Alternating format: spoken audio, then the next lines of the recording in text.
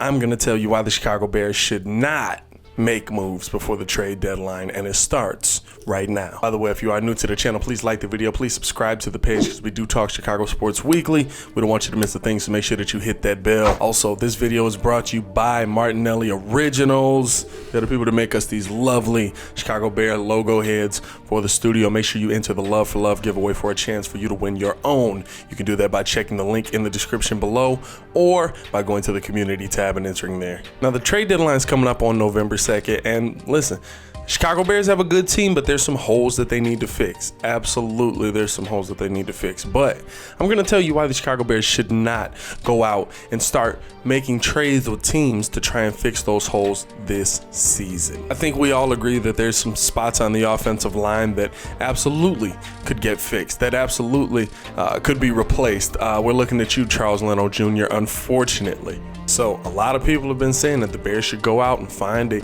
offensive lineman just to plug in here to replace some of these pieces, to try and build depth at the position. And it just honestly doesn't make sense to me, because to me, is bringing in one offensive lineman going to fix the mess that we have here? We literally have seen games where all 5 linemen are out of position or are pushed back or are on their back foot, immediately landing into Nick Foles' laps. And to me, going out and trading draft capital, which is absolutely what it's going to cost, and probably high draft capital, even if you're going after decent level offensive linemen, is something that we just can't afford to do. We've seen Ryan Pace do this in the past, and look where it's gotten us, honestly. By doing that, you had to hit on the quarterback. You had to hit on Mitch. You had to be right about Mitchell Trubisky, and you just weren't. Now, whether that means he can't play in future endeavors, that's an entirely different story. But for this team, at least, you were wrong about him. And he's not going to be a part of this team moving forward. And there was a lot of draft capital given up, not only for him, but for other pieces to work with him. And this is a draft where you're finally coming in with all of your capital. Let's not go giving it away. Plugging one guy in is not going to fix the mess we have at this offensive line. It's not going to make the great Juan Castillo all of a sudden, get out of his bed and wake up and say, you know what, maybe I should coach these guys today. Maybe there's something they're doing wrong. It's not going to change anything about this line, except maybe you go out and get a piece that knows he needs to stand and block his man and not let everybody go past him. But it's not going to change the fact that the other 4 guys are still doing the same thing. Before I continue with the video, I want to know your thoughts. Do you think the Chicago Bears should be active before the trade deadline? Let me know in the comments below. I'll be down there talking with each and every one of you. The other thing for me is when people are talking about going out and getting another skill position. I'm hearing Anthony Miller's terrible. We kind of got Darnell Mooney. We've got Allen Robinson. Let's go get another skill guy. Let's go get AJ Green. Let's see if Julio Jones is available. Take it easy. To me, you're going out and getting those guys, right? Once again, you're giving up important draft capital that we need for our future. You're going to get a guy who's well past his prime to stand next to a guy who's in his prime that you don't want to pay. Is it starting to seem to not make sense to you either? Because it don't make sense to me.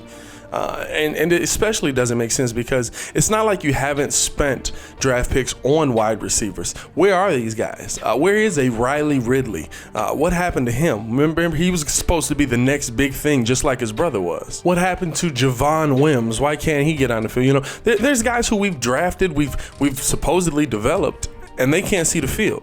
They can't even sniff the field. Are we in love with the guys we have that much that even though we're not using them really? Are you done with Anthony Miller, but he's still good enough to get on the field over Riley Ridley or Darnell? What's going on with the guys we have in-house? That's what we need to address first. I'm not in the market of going out overpaying for an older wide receiver. Are they still productive? Yeah, probably. Julio Jones is probably still going to give you some good production. I'm not saying that he's not. AJ Green's an iffy one because to me, you never know. You go out and trade for him, and he's been hurt a lot in his career. Do you really want to take that chance that you trade for him? You get him in here, and then he gets injured. Now you traded for him for no reason. And I don't think, maybe Julio, but a lot of these guys that you're going to go out and trade for at that skill position, they're not long-term guys. They're guys that are going to look elsewhere once their contract is up. And so to me, going out and making these trades and giving up assets, giving up money, it's for gain for this season that I don't think is going to change the position that much that you're in. I mean, you're a 5-1 football team.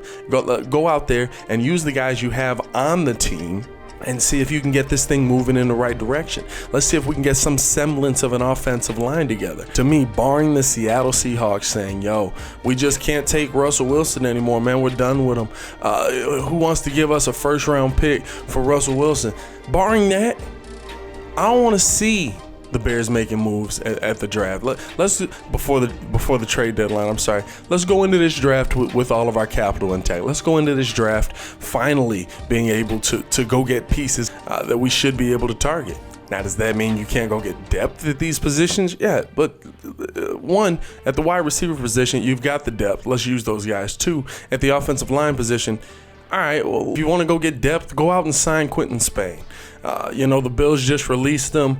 I don't know what the story is there, but, if you're looking for depth, go out and get Quinton Spain, because no piece you're going to go get, barring trading for like Laramie Tunsil, is going to fix the mess that's already happening that we see. Fix what you have in-house first. Then, if you want to go get depth, you go sign somebody. That's how you go get your depth. The only thing I'd honestly be interested in listening to as far as the trade market, as far as being active in the trade market, is possibly getting assets for one Mitchell Trubisky if you were to have to make a trade.